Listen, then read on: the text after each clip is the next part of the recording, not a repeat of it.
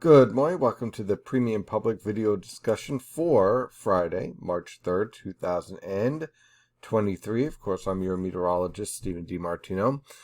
For this discussion, I want to primarily focus on the storm that's going to be impacting the region for tonight. As, look, I get it. It's mostly rain for the coastal plain and even for parts of the interior, but there's still going to be some pretty significant impacts, especially when we consider the strong winds and the potential for some minor coastal flooding. So let's take a look at the current conditions. Right now, not too bad. High pressure's in control. We have winds coming in from the north around 5 to 10 miles per hour. We have scattered cloud cover. Clouds are going to start to increase as we move on through the day as our storm approaches. But you can see the cold air that is in place, mid to upper 20s over the far northern interior, lower to mid 30s over the suburbs, and mid to upper 30s in your urban areas. In fact, upper 30s are found right along the coast, and pretty much a quiet morning. Good morning for a morning commute. On our surface map, you can see our stationary front here to the south. High pressure is sitting right over us. And here's our storm starting to organize here over the mid-Mississippi River Valley, should I say, heading towards the eastern Great Lakes. And that's the key here. The primary low, this low right here, is going to be heading northward into the Great Lakes. We're going to be watching a secondary low that's going to form along this stationary front as it becomes a warm front and then spawns the second low pressure system right around Philadelphia.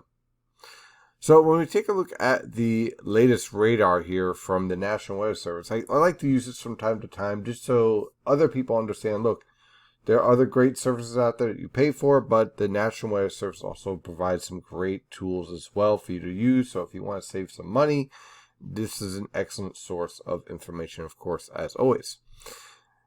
So as you can see with the radar pushing northward, with the precipitation pushing northward, should I say, we are running into dry air here. Typically with these storms, especially when you're dealing with isotropic lifting, you first start off with the northern portion right here becoming more virga than anything else. Now what virga is rain that falls from the cloud, but by the time it gets to the surface, there's so much dry air between the surface and, let's say, about 925 millibars, that completely dries up. Now, this cools the atmosphere, but it also cuts down on your precipitation potential. So this is why when you're taking a look at model guidance and they have the radar signatures on there, you want to take some of that with a bit of a grain of salt because of that initiation aspect. But you can see this storm has plenty of moisture to work with. And when we take a look at the latest water vapor satellite picture, just a ton of moisture being pulled northward from the subtropical jet stream from the Gulf of Mexico. Nice tropical air mass trying to push northward. And you can see on the latest, let's see here, right here, you can see the warm air transport starting to take hold here. And let's see if we can zoom out. Full con US, and you can see the evolution here. You have your cold air kind of locked in here. Nice ridge axis supporting your high pressure system. But notice the ridge axis is starting to push off to the north and east. The support for blocking simply isn't there. So as a result, our 850 millibar low is heading up towards the Great Lakes, and all this warm air is coming up along with the ride. And that is why we're going to see that transition over to rain even for the interior with this strong warm air transport in play. So let's take a look at some of this model guidance here.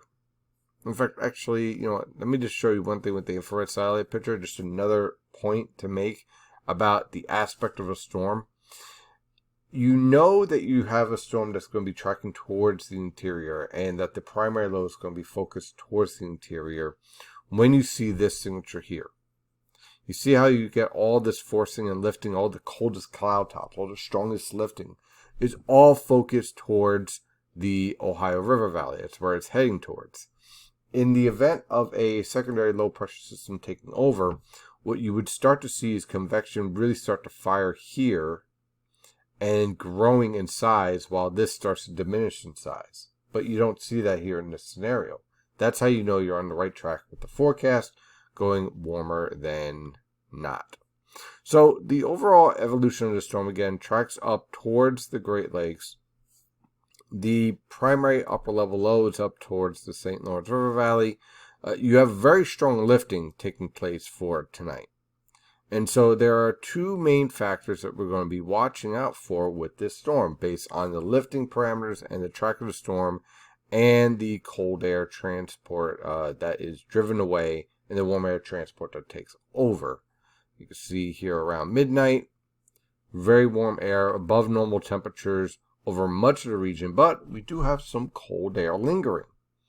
Now, this is a very important factor that is going to be an issue with the precipitation type for locations like the Poconos, the Catskills, and Connecticut.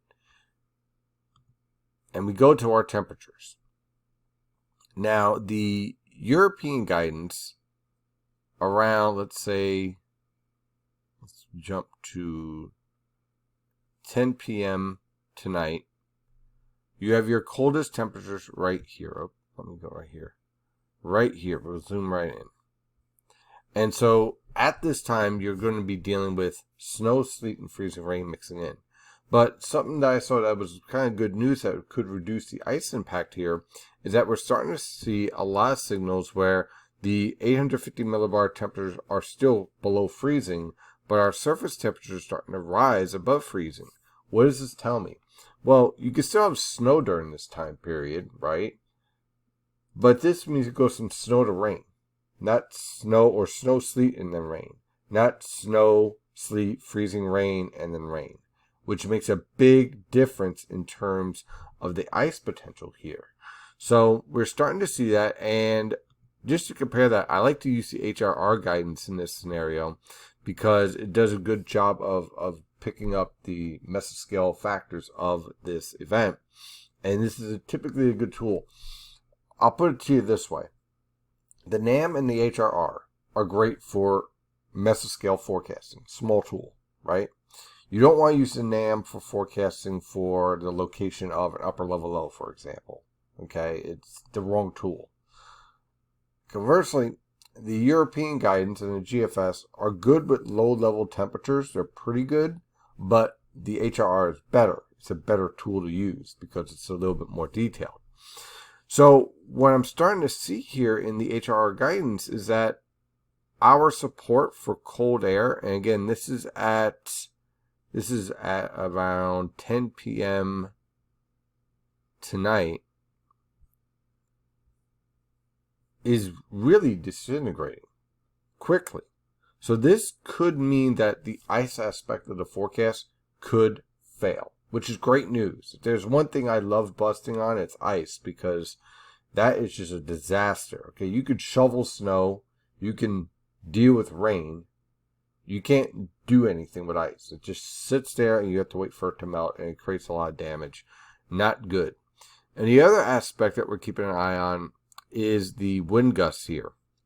This is 850 millibar 8 winds at around 1 a.m. tonight. And this is pretty strong. These winds are anywhere between 60 to 80 knots coming into the Jersey Shore. So this is going to definitely support strong winds. Now, these winds do not get all the way mixed down, but we do have a signal here where we do have the support for maybe a little bit of convection. If this was happening during the afternoon, I'd be a little bit more concerned about severe thunderstorms because you'd have a little bit more instability to play with. But in this scenario, likely embedded thunderstorms, but some of those thunderstorms are going to mix down some of these winds. And we're seeing in the model guidance here, during that same time period, your wind gusts pushing, again, you're talking about 35, 40, times 50, 55 mile per hour wind gusts at times. So just be prepared for that. And of course, with these winds driving into the coast, there's going to be the impacts of some coastal flooding anywhere between 1 to 2 feet. So for tonight, if you have plans, I would pretty much stay inside. Enjoy a movie, watch some TV, read a good book. There you go, read a good book. Because for most of the day today, it's going to be pretty quiet. But tonight, you see that rainfall coming in, let's say after 8 p.m. There's an icy mix over the interior. Again, this is going to be a mess up here. All right, so just be prepared. Okay, if you're in the Poconos, Catskills, Hudson River Valley, central and northern Connecticut, this is going to be an icy, snowy mess. And I would just be prepared for not the best weather conditions for tonight into tomorrow morning. The good news is that this storm is moving quickly. So again, the primary low remains back here. Our secondary low forms right over basically the Philadelphia metro and lifts up to New Jersey. And because of that formation of a low pressure system, it enhances lifting even further, enhancing the precipitation rate and the support for rainfall over the region.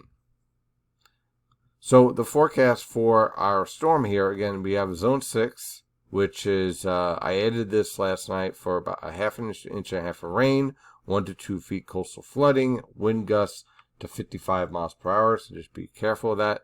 Zone 5 is the same as zone 6, just without the coastal flooding. Zone 4, that is where we're dealing with about a trace to 1 inch of snow. Again, don't blink because it'll be gone. Same thing with trace to a 0.05 of an inch of ice.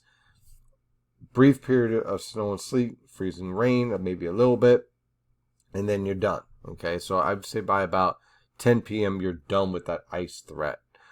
Further north in zone 3, this is where we start to linger on with the snow, sleet, and freezing rain, 1 to 3 inches of snow, 0.05 to a 1/10 of an inch of ice. And then zone 2, this is where we have the steadier snow up to 3 to 6 inches, and then mostly snow in zone 1. That's where you're heading up to Albany, the Green and White Mountains, northern Massachusetts, where we're looking at 6 to 12 inches of snow. So again, for the most part, most of the region, by the time we get to about 3 a.m., will be rain. Okay? So that's everybody in these zones will be going over to rain. So let's walk through this forecast. For today, clouds will continue to increase. Look for winds from the northeast around 5 to 10 miles per hour, veering to the east, increasing to 10 to 20 miles per hour by this evening. Rain will develop this evening, continuing on through the overnight hours, a wintry mix over the interior. Temperatures will be falling into the mid-30s over the northern interior, upper 30s to lower 40s over the New York City metro, and mid-40s in the Philadelphia metro. So essentially, temperatures really don't go much of anywhere for most of this afternoon and through the overnight hours.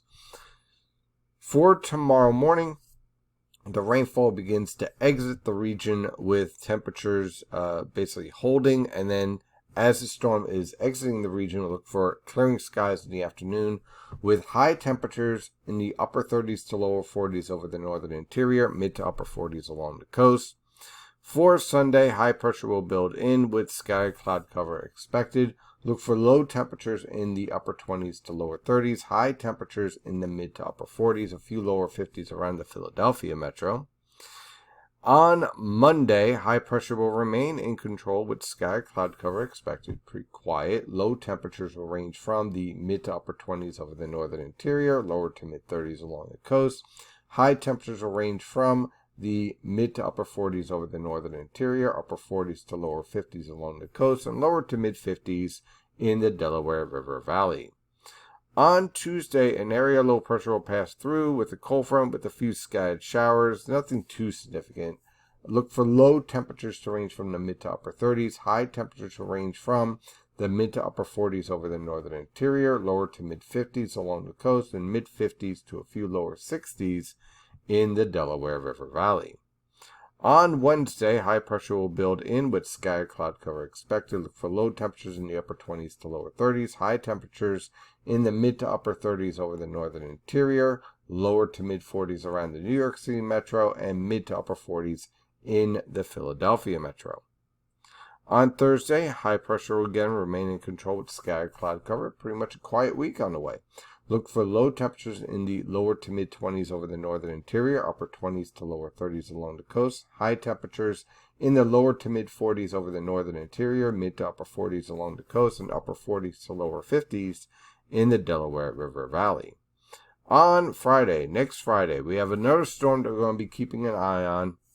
Look for increasing cloud cover throughout the day with low temperatures in the lower to mid 30s over the northern interior, upper 30s to lower 40s along the coast, high temperatures in the lower to mid 40s over the northern interior, upper 40s to lower 50s along the coast. There's a lot of talk about this storm on social media. I'll put it this way, okay? I don't want to dive into this too much, but the high latitude blocking needed for this storm to be a wintry storm needs a 50-50 low, an upper level low around 50 north, 50 west. That low is yet to form this entire year. And most model guidance, especially the ensembles, and when you have this question, you want to use the ensemble guidance, stays away from that 50-50 low idea. In fact, let me see if I can pull it up here. Here we go. So during the same time period, you have certainly support for storm development, but you don't have the high latitude blocking needed. This low is a little bit further to the east, and you see how the lower heights are all focused out here as you head out towards Iceland. Well, that usually means your storm track is going to be focused more towards the Great Lakes. So that is what we're starting to see, but you're seeing various models try to position that upper level low a little bit further west. So here's the general rule. If you don't want to get caught in all this model guidance bounty about, in order to get the winter storm for March that everyone is searching for, okay, especially with the MJO in phase 8, you need an upper level low just to the east of the Canadian Maritimes. If you do not have that locked in, when we get to 5 days out, this storm isn't happening.